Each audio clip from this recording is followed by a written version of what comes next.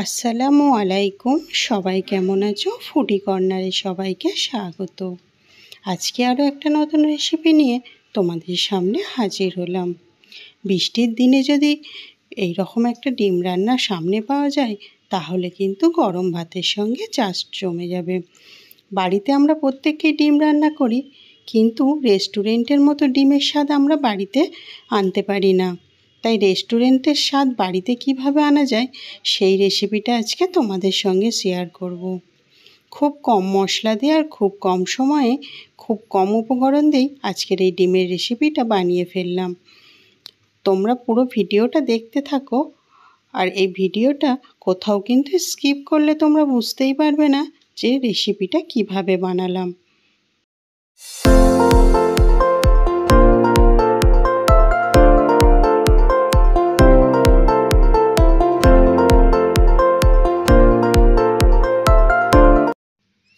ডিম রান্না বানানোর জন্য ডিম তো আমাদের অবশ্যই প্রয়োজন। আমি এখানে 4টে ডিম সিদ্ধ করে নিয়েছি টমেটো কুচি, গ্রেট করা রসুন, গ্রেট করা আদা, আর 2টো মিডিয়াম সাইজের পেঁয়াজ কুচির সঙ্গে নিয়েছি ধনেপাতা, কাঁচা লঙ্কা। আলুকে আমি হাফ সিদ্ধ করে এইভাবে কেটে নিয়েছি। কড়াইতে দিয়ে দিলাম পরিমাণ মতো সর্ষের তেল।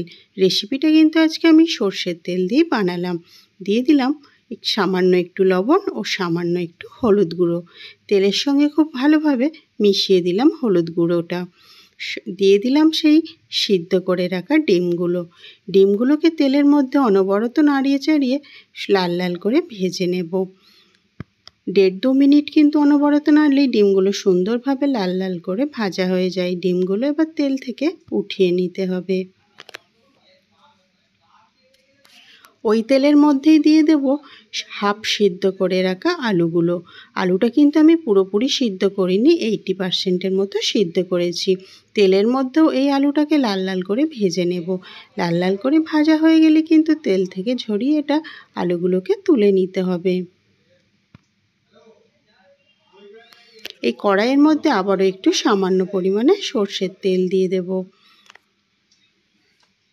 তেলটা একটু গরম হয়ে গেলে এর মধ্যে দিয়ে দিলাম গোটা গরম মশলা। গরম মশলার মধ্যে দিয়েছিলাম ফোড়নে তেজপাতা, 2টো এলাচ, 3টে লং, দারচিনি, আর দিয়েছিলাম 4টে গোলমরিচ।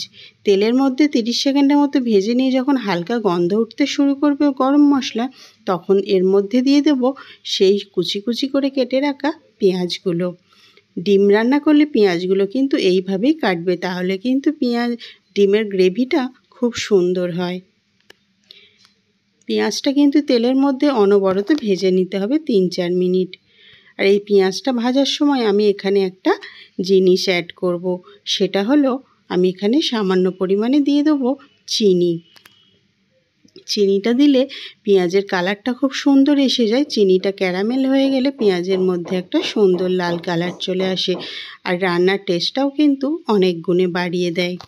পেঁয়াজটা দেখো লাল লাল করে ভেজে নিয়েছি। এর মধ্যে দিয়ে দিলাম এবার সেই গ্রেট করে রাখা আদা আর গ্রেট করে রাখা রসুন কুচি।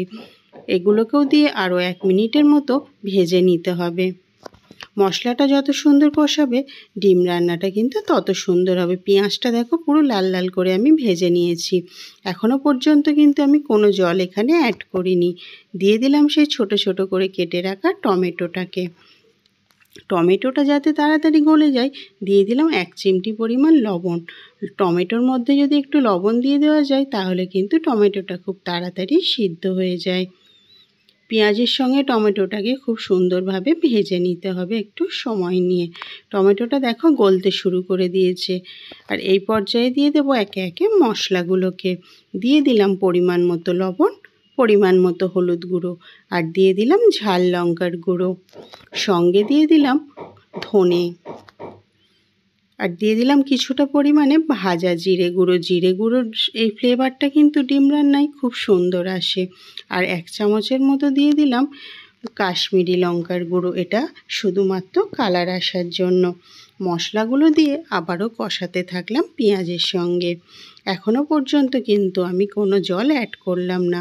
কোনো জল অ্যাড না করেই মশলাটা চাপা দিয়ে আমি 1 মিনিটের মতো কষিয়ে নেব। কষানো হয়ে গেছে আর তেলটাও কিন্তু খুব সুন্দরভাবে ছেড়ে দিয়েছে। মশলাটা যত সুন্দর কষাবে খেতে কিন্তু তত ভালো লাগবে। সামান্য একটু একটু জল দিয়ে কিন্তু মশলাটা আমি আবারও 2 থেকে 3 বার কষাতে থাকবো। প্রথমে একবার জল দিয়ে একটু কষালাম, যে এটা শুকনো হয়ে আসবে তখন আবারও একটু জল দিয়ে দেব।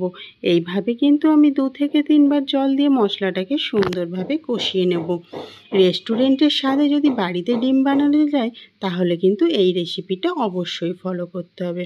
আর এইভাবে বানালে কিন্তু রেস্টুরেন্টের থেকে কোনো অংশে কম হবে না ডিমের এই রান্নাটা। আর বাচ্চা থেকে বড় সবাই কিন্তু খেতে পছন্দ করবে। মাছ মাংসও লাগবে না যদি এই ডিমের রেসিপিটা সঙ্গে থাকে গরম ভাতের সঙ্গে। দেখো মশলাটা খুব সুন্দরভাবে কষানো হয়ে গেছে আর তেল কিন্তু ছেড়ে দিয়েছে। এখান পর্যন্ত যদি ভিডিওটা তোমাদের ভালো লেগে থাকে তাহলে কিন্তু অবশ্যই একটা লাইক করো। আর কমেন্ট বক্সে জানাতে ভুলো না যে আজকের ডিম রান্নাটা কেমন হয়েছিল। এবার সামান্য পরিমাণে জল দিয়ে মশলাটাকে একটু কষিয়ে নেওয়া হয়ে গেছে। এবার আরেকটু জল দিয়ে আমি চাপা দিয়ে এটা ফুটতে দেবো 1.5 থেকে 2 মিনিটের মতো। যখন এই ঝোলটা খুব সুন্দরভাবে ফুটে উঠবে তখন এর মধ্যে দিয়ে দিতে হবে সেই ভেজে রাখা আলুগুলোকে। খুব বেশি জল দিতে যাবে না, তাহলে কিন্তু ঝোলটা পাতলা হয়ে যেতে পারে। রেস্টুরেন্টের ডিম রান্নাগুলো কিন্তু গ্রেভিগুলো একটু ঘনই থাকে। এরপরে দিয়ে দিলাম সেই ভেজে রাখা ডিমগুলোকে। ডিম আর আলুটাই ঝোলের মধ্যে খুব সুন্দরভাবে ডুবিয়ে ডুবিয়ে দিতে হবে। আর ঝোলের পরিমাণটা আমি কতটা রেখেছি তা তোমরা দেখেই বুঝতে পারছো। এই সময় এটাকে চাপা দিয়ে দেব আর চাপা দিয়ে রান্না করে নেব 2 থেকে 3 মিনিট। দিয়ে দিলাম ওপর থেকে কাঁচা লঙ্কা চিড়ে। ফিরে আসছি 2 থেকে 3 মিনিট পর। খুব সুন্দরভাবে এটাকে রান্না করে নিতে হবে 2-3 মিনিট। তারপরে কিন্তু ঢাকনাটা খুলে দেখতে হবে যে এটা ঝোলের পরিমাণটা কতটা আছে। এই পর্যায়ে দিয়ে দিলাম ধনে, ওপর থেকে ছড়িয়ে ধনে পাতা কুচি, আর দিয়ে দিলাম একটা গোটা কাঁচা লঙ্কা। রান্নাটা কিন্তু আর বেশিক্ষণ করতে লাগবে না। চাপা দিয়ে আমি ফ্লেমটাকে অফ করে দিলাম। আর এই সময় কিন্তু আমি আর এটা একবারও খুলবো না। 2 থেকে 3 মিনিট এইভাবেই রেস্টে রেখে দেবো।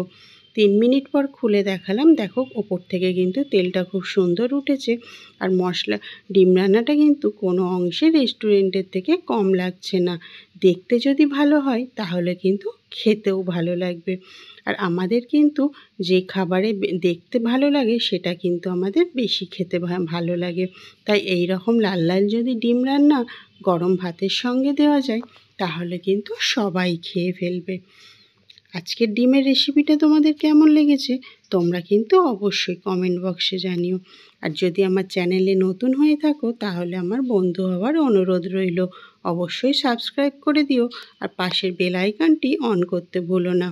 ডিম আলুর এই রেসিপিটা তোমরা বাড়িতে কিন্তু অবশ্যই একবার ট্রাই করে দেখতে পারো। সবার কিন্তু খুব পছন্দ হবে।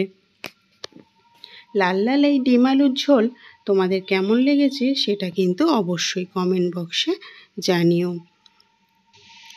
আজকের ভিডিওটা এখান পর্যন্তই। দেখা হবে আবার পরের ভিডিওতে।